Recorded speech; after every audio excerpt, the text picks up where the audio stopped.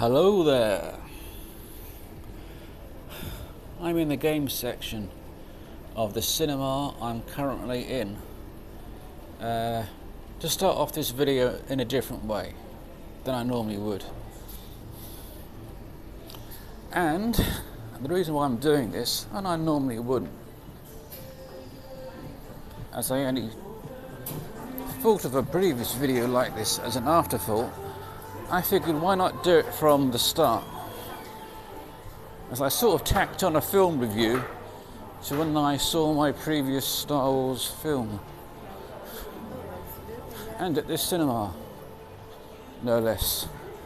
So, as the film was about to start of what I just saw, I said I'll do a film review on my way back home.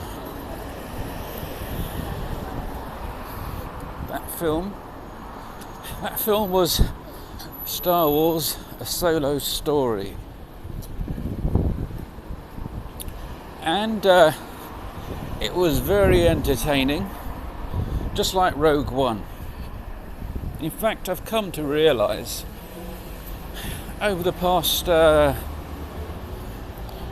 few months that Rogue One, I reckon, is going to be a classic in future times, not just in sci-fi terms, but in overall film terms. Because I thought that film had a lot of very good qualities to it. It's very well written. I'm saying that also as someone who's a writer of drama, incidentally, since about 1990, I think. Anyway, this film's about Han Solo. That is, I would say that's as good a quality as Rogue One. Generally, not exactly. It had lots of, like that other film, the previous standalone story, had a lot of good qualities to it. The acting was pretty good. The special effects were as good as you'd expect, and the sound effects as well. But the important thing was the story. It was like I was about halfway through the movie, and to me, this Han Solo Star Wars film, orientated film, it's like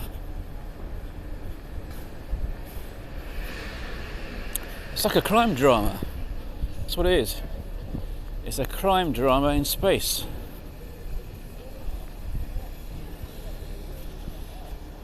I've never seen that before. There's some very good story aspects to it. The plot was excellent. It twists and it turns. There's like skullduggery, like a pirate film, or I should say a pirate story. If I had written that movie, I would have been very proud, because it's a great screenplay they made that film from. It's got many aspects to it, where it goes up and down, it twists and it turns, it brings in characters like villains and characters with in a grey area, like the one played by Woody Harrelson.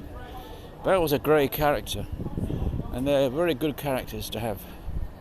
You don't get many of them. The only thing that could have improved it, I think they could have had an actor with more swagger playing the lead role than what they had. There's an actor called Ed Westwick who played a big role in a TV series called Gossip Girl. I've never seen that series, but I've seen a little bit, just out of curiosity, and I reckon that he should have played Han Solo. And apparently, I found out that he was one of the actors who was cast, auditioned to play Han Solo. So if you look up I'm trying to pronounce his name right, Ed Westwick, that's it. He even looks a bit like Harrison Ford. He looks like a young Harrison Ford, but he's a very good actor. Anyway, apart from him not playing the lead role, I thought everything else about that movie was good. I mean, the music was pretty good. It was different to what I expect. I'm kind of getting fed up with the standard Star Wars music that you get too often in these films. The music tends to sound alike after a while. It gets too familiar. Whereas the musical score in the Solo film, that was quite different in places to what I expect. That made it sound better at least. I thought the costumes were good, and the makeup, and the hairstyles. The props were pretty good. The choice of casting Paul Bettany as, I suppose, the main villain was excellent. I thought he was brilliant at playing that villainous role. And he's also the guy who plays the Vision in the Avengers films. Now, what else do I remember? Because I've just seen the film and trying to put it all together. So I haven't written anything down. Let's see, Emilia Clarke. She was the lead actress. She was very good. She'd have played a dual role because she had to be the love interest of the main character, but at the same time, she had to be duplicitous because she had to think of her future. And it wasn't with Han Solo. It could have been, but the villain, the virtual villain, played by Woody Harrelson, he kind of said it, that she's in this crime syndicate and you never get out. And that's basically it. So her hands were tied, but it doesn't make her a bad person. She just means she's in a bad situation. And as she looked through the window of the spaceship she was in, it's very similar to her standing on a balcony on a castle or similar in Game of Thrones when she plays Daenerys Targaryen. She's got that look in her face of maybe duality, or like a deepness underneath the facade.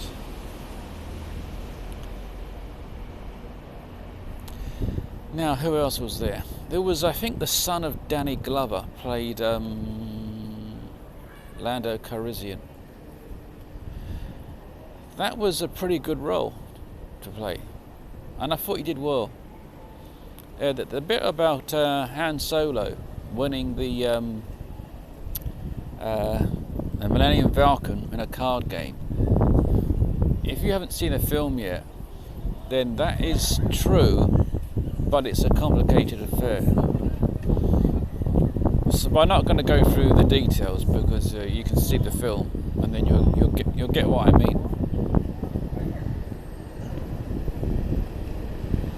Anyway, I don't want to give away too much. Let's see, who else was there? There was a robot called L3, and I kind of recognised the voice. I couldn't quite place it. It sounded so familiar. But that character, even though it was a robot, it had a really, really good character to it. Speaking in technical terms, it's really running an AI program, making it say and do what it does. In particular, what it says, really. I mean, it basically does what a robot is meant to do. But the way interacted with the human beings around it. That's the sort of product you get from artificial intelligence, where it builds up familiarity and then recognises patterns and then speaks in similar terms. It's very sophisticated because that sort of like AI programming you get with things like Alexa and Cortana and similar things like that. But this is like physically interacting, because it's like moving about with the people rather than being locked away on a computer chip on a piece of hardware stuck in the side of a room or a corner of an office room. It's a good character though. This is the second robot to meet a not so great end,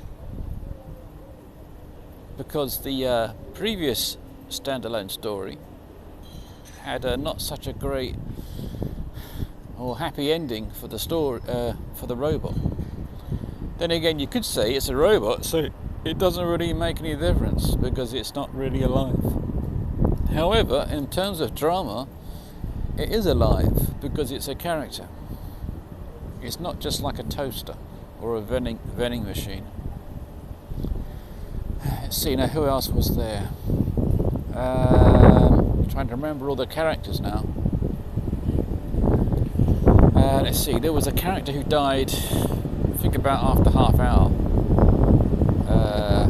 who's in the series Westworld, Tandy Newton.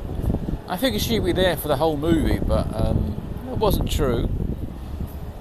But she actually had to, her character was there, not just to show the teamwork of the leader of that team, the criminal gang.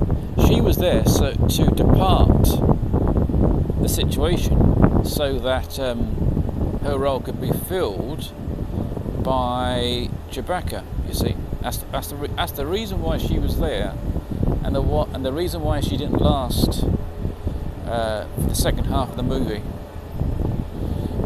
The same goes for the pilot, the one with 4 arms.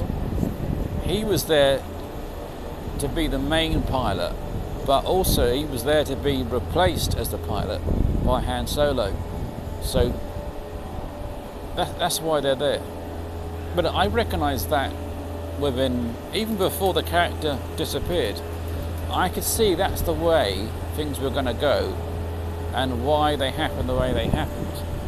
Because when you've been writing stories for maybe, 30 years almost, you do tend to see the reason why things are done before they actually happen. They get set up, and they don't just happen for the sake of it. So that's the reason why those 2 characters were introduced and why they didn't last as long. A connection could be something like let's see, the previous standalone film, Rogue One.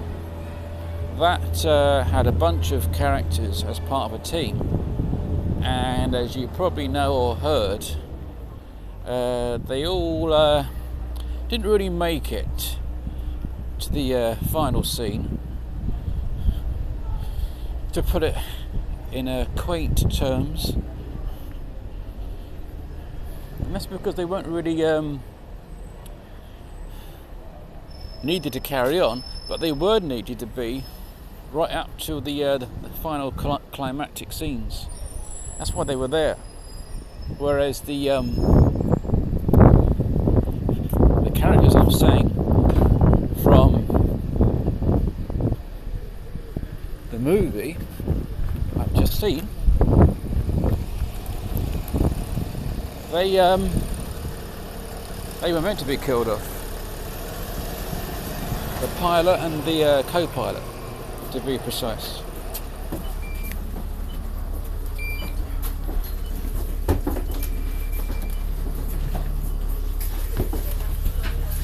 As you can see, I'm doing this film review on a bus.